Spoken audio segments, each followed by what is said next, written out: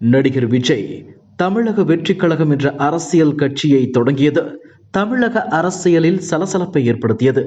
இதன் காரணமாக பல்வேறு கட்சிகளை சேர்ந்தவர்களும் தவேகாவில் இணைவார்கள் என்று கூறப்பட்டு வந்தது. இதனிடையே நதக தலைமை ஒருங்கிணைப்பாளர் சீமான் மீதான அதிருப்தி காரணமாக அக்கட்சியில் இருந்து ஏராளமானோர் விலகுவதாக அறிவித்தனர். கடந்த 6 மாதங்களில் நதகவில் இருந்து விலகுவோரின் தொடர்பான செய்திகள் ஒவ்வொரு நாளும் வெளியாகி வருகிறது. இதனிடையே நதக ஒருங்கிணைப்பாளர் சீமான் அக்கட்சியின் முக்கிய நிர்வாகியான காளியம்மாளை கடுமையாக பேசும் ஆடியோ ஒன்று வெளியாகியது. இந்த ஆடியோ வெளியாகும் முன்பே காளியம்மாள் நதக கட்சி நிகழ்ச்சிகளில் தீவிரமாக பங்கேற்பதை தவிர்த்து வந்தார். இதனால் நாம் தமிழர் கட்சியில் இருந்து காளியம்மாள் விலகுவதாக தகவல் வெளியானது. 2019 ஆண்டு நாடாளுமன்ற தேர்தலில் வடசென்னை தொகுதியில் போட்டியிட்டு பலரின் கவனத்தையும் ஈர்த்தவர் காளியம்மாள்.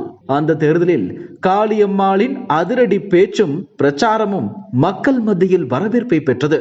அந்த தேர்தலில் தோல்வியடைந்தாலும் காளியம்மாளின் செயல்பாடுகள் தொடர்ந்து கவனம் பெற்றது. தற்போது காளியம்மாள் நாம் தமிழர் கட்சியின் மகளிர் பாசறை ஒருங்கிணைப்பாளராக செயல்பட்டு வருகிறார்.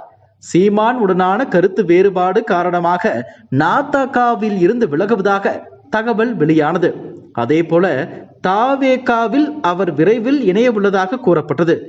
இந்த நிலையில் தூத்துக்குடி மாவட்டம் மணப்பாடு அருகே நடக்கும் நிகழ்ச்சியின் அழைப்பிதழில் காளியம்மாள் பெயர் இடம்பெற்றுள்ளது. காளியம்மாள் பெயருக்கு கீழ் நதக பொறுப்பு இடம்பெறாமல் சமூக செயற்பாட்டாளர் என்ற அடைமொழி இடம்பெற்றுள்ளது. இதே நிகழ்ச்சியில் திமுக மற்றும் காங்கிரஸ் கட்சியின் நிர்வாகிகளும் பங்கேற்க உள்ளனர். இதனால் காளியம்மாள் நதகவில் இருந்து விலகி உள்ளதாக தகவல் வெளியாகி உள்ளது. மேலும் அந்த அழைப்பிதழ் இணையத்தில் ட்ரெண்ட் ஆகி வருகிறது. இது குறித்து காளியம்மாள் தரப்பில் விளக்கம் அளிக்கப்பட்டுள்ளது. அதில் நாம் தமிழர் கட்சியில் இருந்து விலகும் முடிவு குறித்து விரைவில் அறிவிப்பேன் என்று தெரிவித்துள்ளார். இதனால் நாம் தமிழர் கட்சியில் இருந்து விலகிய பின் எந்த கட்சிக்கு காளியம்மாள் சென்று இணைவார் என்ற எதிர்பார்ப்பும் ஏற்பட்டுள்ளது. இதுபோன்ற செய்திகளை மேலும் தெரிந்து கொள்ள எங்களது யூடியூப், ஃபேஸ்புக் மற்றும் ட்விட்டர் ஆப்களை சப்ஸ்கிரைப் செய்யவும்.